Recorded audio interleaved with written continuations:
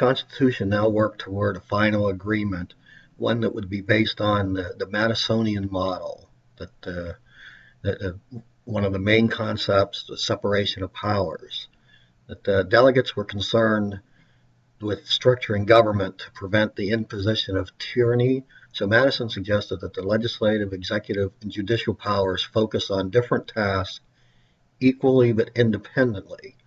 That's referred to as separation of powers. Separation of powers. Madisonian model offered a three-part structure in which no one branch could dominate the other. One element, checks and balances. The term checks and balances means that each of the three major powers can check and confront the other two. For example, Congress can enact a law, the president can veto it. Congress enacts the law, president vetoes it, Congress overrides the veto, that sort of thing. That's the checks and balances. Plus, the final, or one of the other elements, the Electoral College, created so the president would not be chosen by Congress, but not by a direct popular vote either.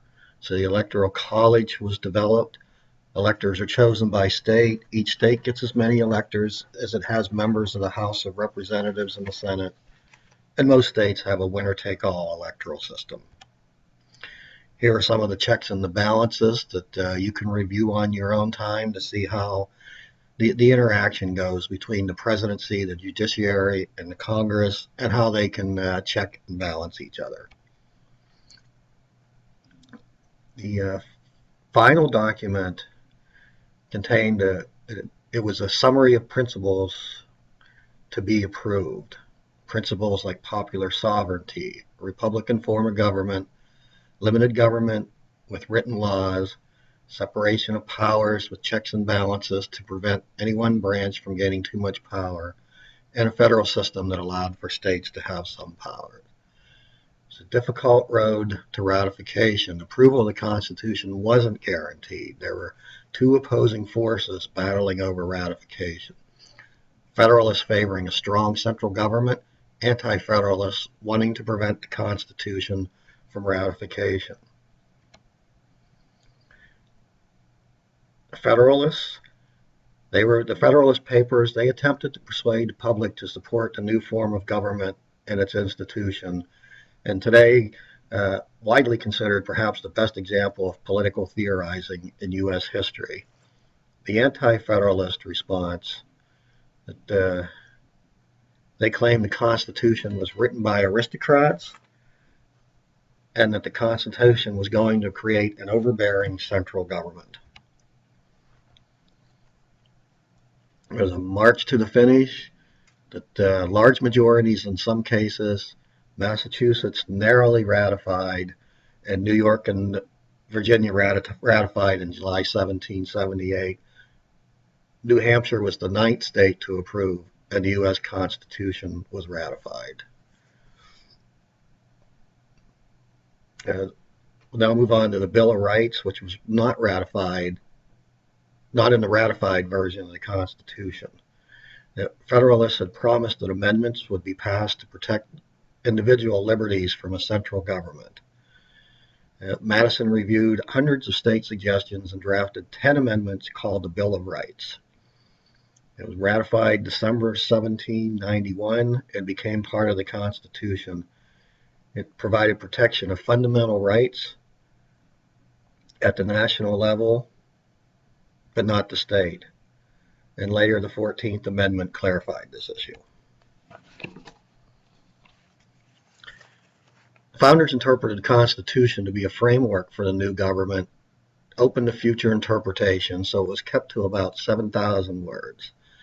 It remains brief because the amending procedure doesn't really allow for easy change. That amendments can be proposed by 1 2/3 vote in each chamber of commerce, or 2 by 2/3 of state legislatures asking Congress to call a convention. And this method has never been used. And amendments can be ratified by either 3/4 vote in various state legislatures or special conventions called in states with a positive vote by 3/4 of the states. And to give a sense of how difficult it is to amend the Constitution, Congress has considered more than 11,000 amendments. Only 33 have been submitted, and only 27 have been ratified. And here are the amendments to the Constitution. Please review these on your own time. There are also some informal methods of constitutional change. That while it's difficult to amend the Constitution, its meaning is changed through various interpretations based on growth in population and territory and on political and social realities.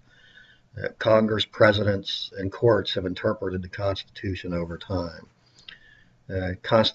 Congressional legislation, though it does not specifically define them, the Constitution gives Congress broad powers to regulate foreign and interstate commerce and to establish federal courts. The second informal method of constitutional change, presidential actions. Again, though not specifically authorized in the Constitution, presidents have proposed bills, sent troops into combat, and conducted foreign affairs through executive agreements between chiefs of state. And another informal method, judicial review. Again, though not specifically mentioned in the Constitution, judicial review, or the power of courts to declare a law or action unconstitutional, was claimed by the Supreme Court in Marbury versus Madison, which we'll talk about more later in the semester. Now, this allowed the court to adapt the Constitution to changing situations, for example, electronic wiretapping. These are the Supreme Court justices as of 2012. And finally, the last point that we'll make in this chapter, the Constitution is open to interpretation and change. Congress has delegated specific tasks to the President and the executive branch, eventually involving hundreds of entities and millions of employees. And political parties have great influence over the makeup of Congress and the election system.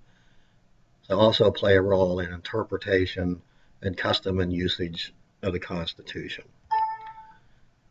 That completes the lecture for Chapter 2. Please look in your course documents for additional assignments for this week.